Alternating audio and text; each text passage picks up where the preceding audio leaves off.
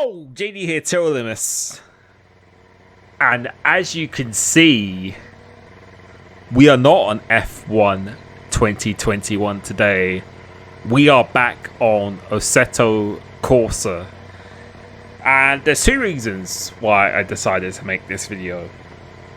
One, that this is actually the most recent Melbourne Grand Prix circuit layout, which we just had this weekend for the real life Grand Prix. So I was very keen to try this out. And then the second reason is that probably one of the most frequent comments I get is, why do you play in TV pod? And what I mean by that is the camera angle I use for Formula 1 games when I just do my league racing, or pretty much any racing in general most of the time. And that begs the question, why do people not use the cockpit cam?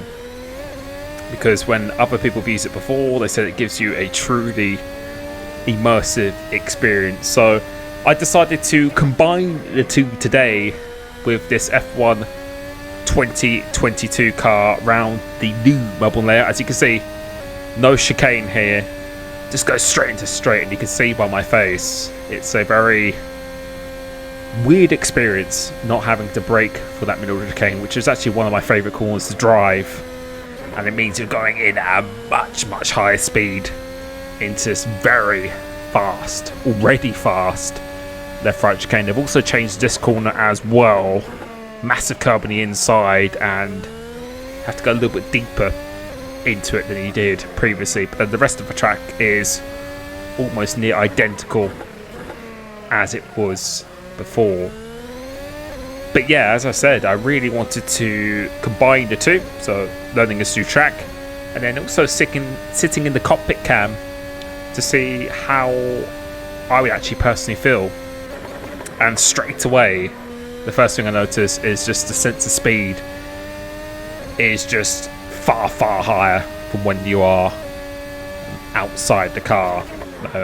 With the level of feedback you get on this game, which I've always pretty much banged on about every single time I played this game, is just absolutely next level.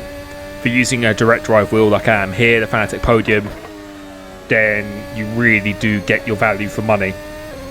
But on Formula 1 games, unfortunately at this moment in time, I still feel that direct drive wheels don't really serve their full purpose on the official F1 games itself. So I really wanted to see what it was like here, and going through corners such as this, you could just feel every single bump, every single vibration. And driving in this camera so far, it felt a lot harder to drive, to see the full car, because you just don't have that above view. But it just felt so much more satisfying. It actually felt like you were driving a real race car. And that leads me to the question, why do F1 Esports not enforce this camera? And I think the reason why people drive in the TV pod view or don't drive in the cockpit cam at all, I think the simple answer is you don't need to. And not to say that you can't be just as fast in the cockpit cam as you are when you have the camera angle above the car, but I think the main reason why people have used the TV pod is either they feel they go faster with it, or it just gives them so much more of a surrounding view of the car, which when you're racing, as you can see my face here, I almost forgot that this was the new layout. But when you're racing wheel to wheel in competitive racing, especially at an F1 Esports level, you need to see around the car as much as possible, because the racing is just so close. And if you make that one mistake, dipping a wheel on the white line or off the track, and as you can see, we literally have just done it right here, just dipping a wheel off, where above the car you can see where you are within the limits much easier, or avoiding to make contact with other cars. It's just going to help you out so much in those competitive scenarios. There isn't really any drawbacks to being above the car. And in Cockpit, you just can't see around you, nowhere near as much. So I really do feel that F1 Esports and any esports racing game really should in fact enforce the Cockpit cam. Because at the end of the day, we have these organisations always trying to link esports to real world racing, how the skills can be translated between the two, yet we're allowed to choose any view we want when we are doing these competitive series. And I think forcing the drivers to actually be inside the car, really limiting their visibility, I think you could argue those skills could be much more transferable. And in my opinion, I just think it'd be so much more fun to watch people when they are in the Cockpit cam. No, from a spectating point where you can't see around as much, but like just driving this now on a Assetto Corsa where you really get the sense of speed around you and having to nail all these corners, I can't imagine what it's like in a real Formula 1 car where you have that fear factor, you have that downforce ripping through your neck. I already had a high respect obviously for F1 drivers, but this makes you appreciate how hard it really is. And I definitely think Cockpit cam is harder, although that's a metric that's quite hard to really evaluate and judge. But when you're not able to see as much of the track compared to a different camera view, I think it's fair to say that it probably is going to be slightly more difficult to extract the maximum speed of the cars when you can't see the true limits of the track and you can't even see your front wing in front of you at all. So I would really like to see F1 Esports and all racing games enforce this camera with the Cockpit cam. I think the respect would go so much higher for the drivers. It's going to be harder as well. It's going to be more of a skill gap. And yeah, if they want to get into real racing and maybe use even esports players to go into real life formulas, like we've seen Shembert Bassi, Lucas Blakely, we've seen a whole bunch of people prove that they can drive the real car as well. I think this would just further develop that link. So I'm really interested to hear what you guys think. Do you think Cockpit cam should be the norm for any competitive esports racing series, or should drivers be able to choose what they like to do? But yeah, and you can see here we were having a very difficult time, and my experience of using this, it just made everything far harder. There's so much less of the car that you can see, but I actually felt just so much more immersed in the car and really felt like I was driving an actual racing car itself. Whereas when you're in a different camera, you can see more, it just feels far more artificial. And when you're playing games such as Assetto Corsa, iRacing, R-Factor, all these sims, you want to be kind of matching what the real drivers are doing at the end of the day. So yeah, I think the sense of speed and just the satisfaction when you do get it right is just so much more than what I'm used to. But in this video here, we are just doing our best to see how fast we can go. Currently on the medium tyres, not running a setup or anything at all, and just trying to get some good laps in. You can see we're 12 seconds up. We kept on. It was just really hard to hook up a lap around here, although it's a fairly simple track, probably arguably even more simple than it was on the normal layout. It's kind of like Monza, where there isn't that many corners, but you need to get them right, otherwise you're going to be severely punished on that time. And then going across the line here, it's a 22.8 that we've just done. And what happens when we go through into this one? I'm running a little bit out wide, and then that lap is over already. But go skip forward again and going through into this turn one.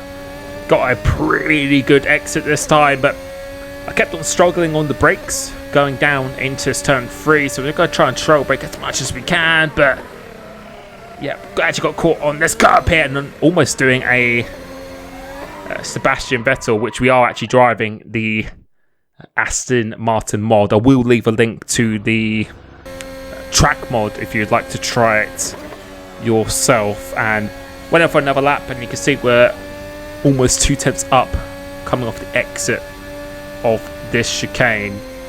Coming through to hit this corner again.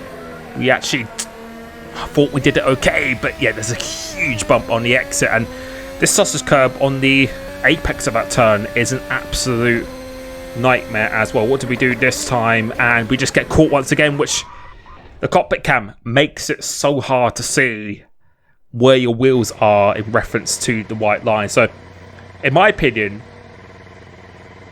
it's hard to say if it is harder, but I think it is probably a fair comment to say that it is in cockpit, where you are just restricted so much more on your visibility. So in terms of extracting the limit over a lap, and then also in wheel-to-wheel racing, I think it's just a whole different dimension.